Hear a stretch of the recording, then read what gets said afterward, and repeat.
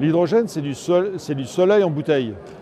C'est-à-dire qu'on va vers un monde où il y aura de plus en plus de renouvelables qui vient du vent ou du solaire.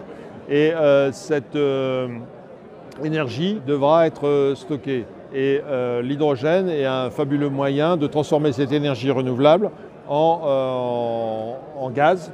Ce gaz peut être stocké et utilisé quand vous en avez besoin. On va aller vers de l'hydrogène dont la source sera de l'énergie renouvelable. Cependant, on a en France la chance d'avoir un mix électrique très décarboné. On fait à peine 70 grammes de gaz carbonique par kilowattheure quand on produit de l'électricité en France, dans tout le parc de production électrique français. Et par conséquent, quand vous produisez de l'hydrogène par électrolyse, avec cette électricité-là, vous ne produisez que 4 kg de gaz carbonique par kilo d'hydrogène produit, ce qui est beaucoup plus vertueux que lorsque vous le faites à partir de méthane. Vous cassez la molécule de méthane, mais l'inconvénient, c'est que vous produisez près de 10 kg de gaz carbonique par kilo d'hydrogène. Donc, ce que je veux dire, c'est qu'il n'y a aucune exclusive, il faut aller vers de l'hydrogène renouvelable et de l'hydrogène bas carbone, de façon à utiliser toutes les opportunités qui s'offrent à nous pour décarboner les systèmes énergétiques en général et la mobilité en particulier. L'an dernier, le ministre d'État Nicolas Hulot a lancé, c'était le 1er juin 2018, il a lancé le plan national hydrogène.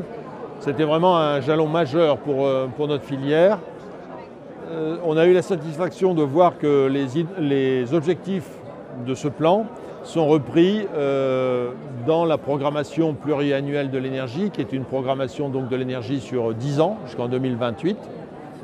Et on a aussi la satisfaction de voir qu'actuellement, dans la loi énergie-climat, qui vient d'être votée à l'Assemblée et qui entre ces jours-ci au Sénat, certains des objectifs sont repris.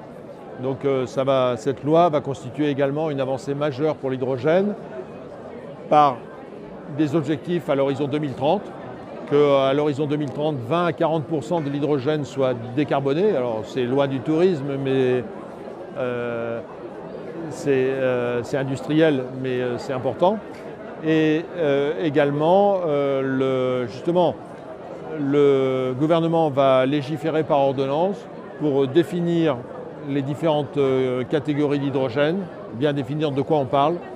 Je pense qu'on abandonnera les qualificatifs de vert, bleu, gris, pour dire de l'hydrogène bas carbone, c'est ça, de l'hydrogène renouvelable, c'est ça, et ça sera bien qualifié.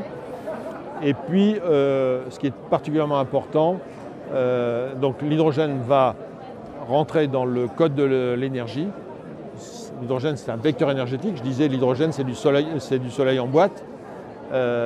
C'est un vecteur énergétique qui sera considéré au même titre que l'électricité, que le gaz naturel ou que la chaleur.